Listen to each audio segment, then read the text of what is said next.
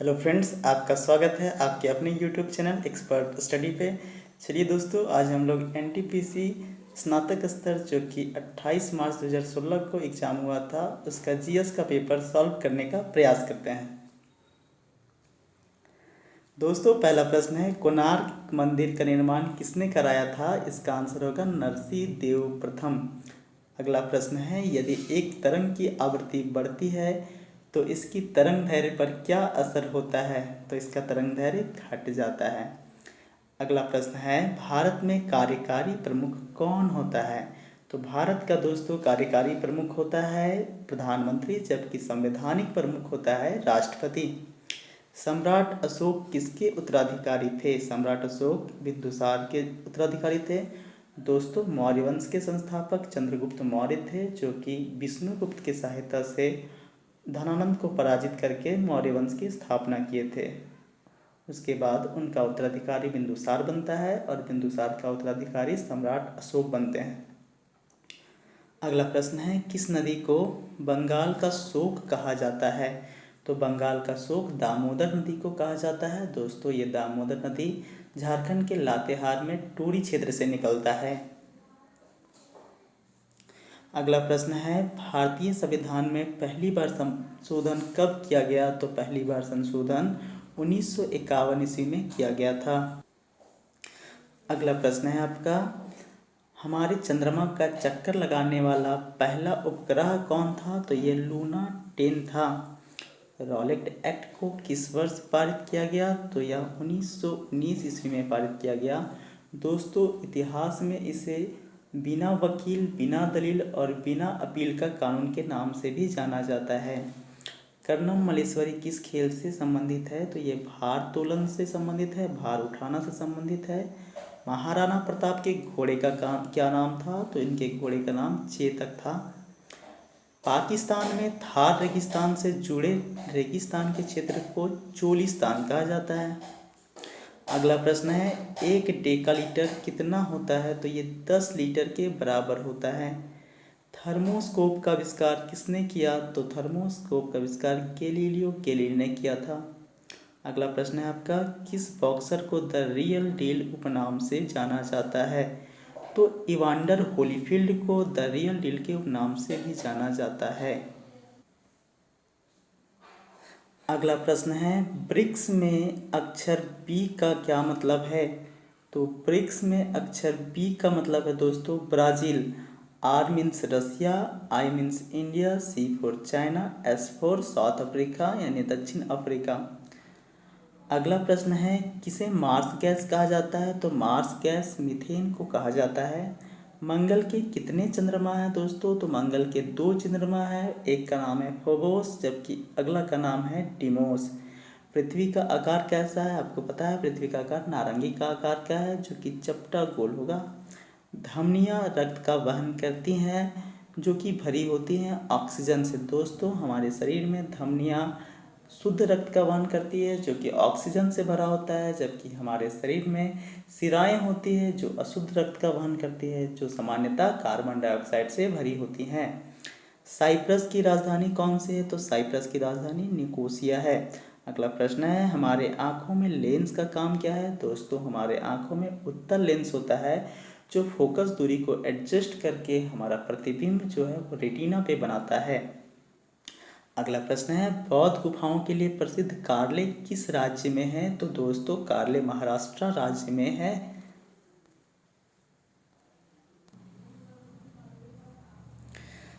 अगला प्रश्न है दोस्तों, दाम्बुला का स्वर्ण मंदिर कहाँ पाया जाता है? तो दाम्बुला का स्वर्ण मंदिर श्रीलंका में है। विश्व क्षय रोग यानी टीबी दिवस कब मनाया जाता है? तो ये 24 मार्च को मनाया जाता है। हैकर से हमारा क्या तात्पर्य है? तो वह व्यक्ति जो डेटा तक अनधिकृत पहुंच प्राप्त करने के लिए कंप्यूटर का प्रयोग करता है। चलिए दोस्तों, अगला सेट करते हैं 28 मार्च 2016 का, जो कि शिफ्ट 2 में आया था। पहला प्रश्न है, पद्मश्री से सम्मानित किए जाने वाले पहले हॉकी खिलाड़ी कौन थे? तो ये थे बलबीर सिंह सीनियर। अगला प्रश्न है, सर्वाधिक ऑस्कर पुरस्कार जीतने वाले पुरुष का रिकॉर्ड किसके नाम है? तो ये है वॉल्ट डिज्नी।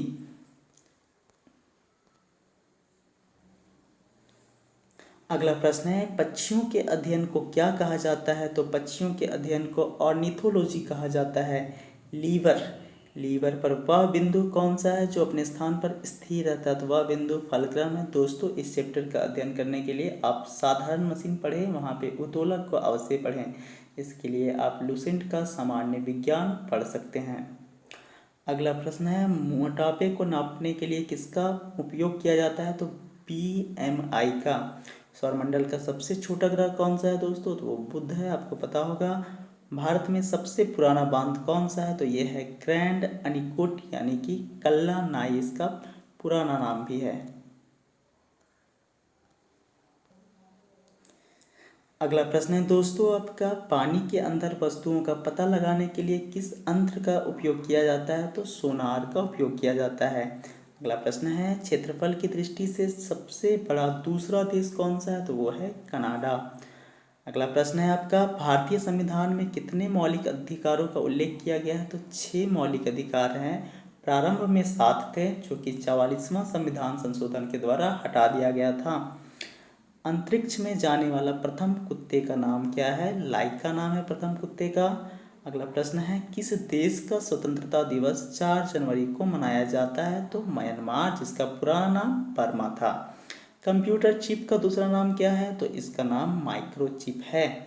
100 मिलियन किसके बराबर होता है? तो ये 10 करोड़ के बराबर होता है। दोस्तों, 1 मिलियन 10 लाख के बराबर, 100 मिलियन 1000 लाख के बराबर, जो कि 10 करोड़ के बराबर होगा।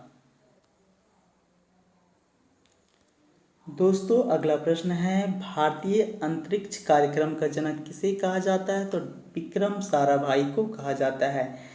किस ग्रह के एक चंद्रमा का नाम गैनीमेड है? तो बृहस्पति के एक उपग्रह का नाम गैनीमेड है।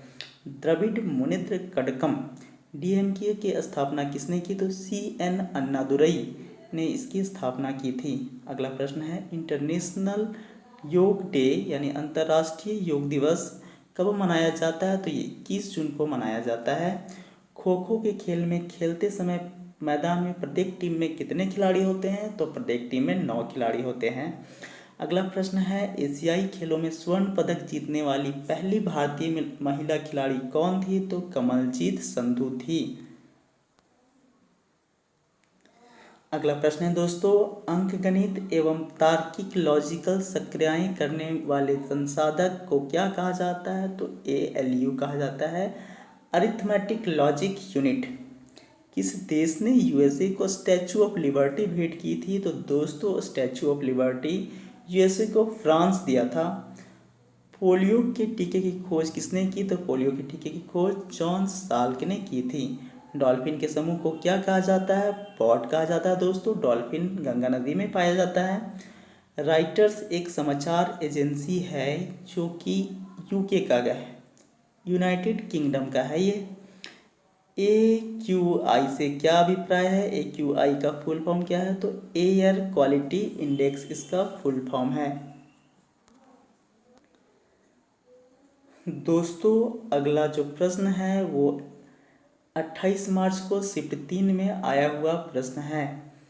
प्रश्न है हमारा, चाणक्य का अन्य नाम क्या है? तो दोस्तों, चाणक्य 3 नाम से जाने जाते थे। एक स्वयं चाणक्य, दूसरा विष्णुगुप्त, तीसरा कौटिल्य। ये चंद्रगुप्त मौर्य के गुरु थे। जीवन की मूलभूत इकाई क्या है? तो आपको पता होगा, जीवन की मूलभूत इकाई कोशिका है। प्रसिद्ध यात्री जहाज टाइटैनिक किस देश का था? तो ये ग्रेट ब्रिटेन का था। उत्कृष्ट नोबेल धातु कौन सा है? तो उत्कृष्ट नोबेल धातु चांदी है। दोस्तों, उत्कृष्ट इसे इसलिए नाम दिया गया है क्योंकि ये निम्न अभिक्रियाशील है, लंबे समय तक रहने के बावजूद भी अभिक्रिया नहीं करता और इसका परत ऑक्सीडाइज यानी कि ऑक्सीकृत नहीं होता है। सुभाष चंद्र बोस के पिता का नाम क्या है? तो इनके पिता का नाम जानकीनाथ बोस है।